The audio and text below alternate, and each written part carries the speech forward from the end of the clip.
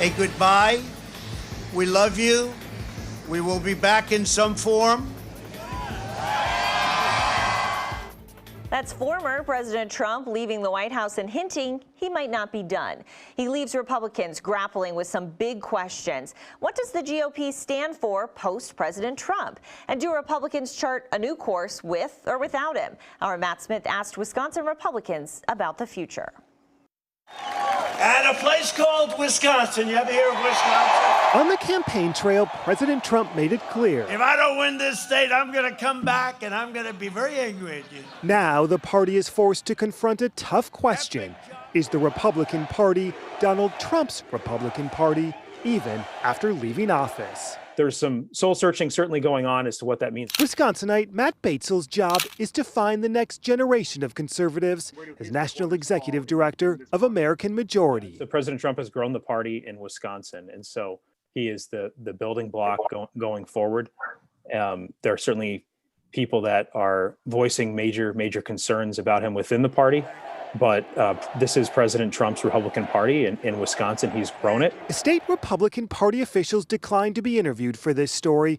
But in a statement, Party Chairman Andrew Hitt said former President Trump's historic grassroots movement and pro-growth policies will continue to play a strong role in the party for years to come. From a traditional Republican standpoint on policy, overwhelmingly, Donald Trump and Mike Pence did a fabulous job for what Republicans are looking for.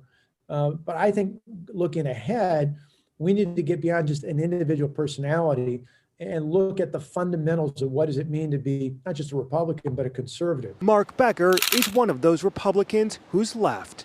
The former chairman of Brown County's Republican Party in Green Bay, Becker says Trump drove him out. Is there an opportunity to bring people like yourself, young people who were Republicans, back into the party? Oh, people like me, probably not.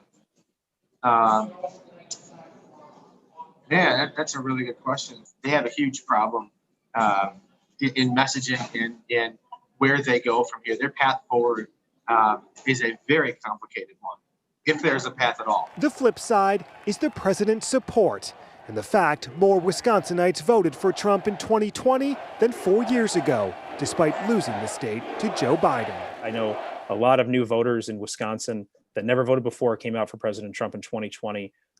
You saw some of that in 2016 as well. And so again, there's an opportunity to build off of that. But there's some people that just detest the president so much that they can't even stand to look at the policies that brought in these new people. And so we have to take a hard look at all of those things and determine the best path forward. Matt joining us now, and there's really a lot for the Republican Party to sort through right now. Is there any one issue they want to find unity? Yeah, Adrian, well, right now it's Democrats, much like Democrats attempted to do with the president to campaign against him. At least right now, Republicans are hoping to campaign against what Democrats have done or their proposals to bring Republicans under one tent, whether they support President Trump or not. Matt, always appreciate your reporting. Thank you. Coming up next, the growing diversity at the state capitol.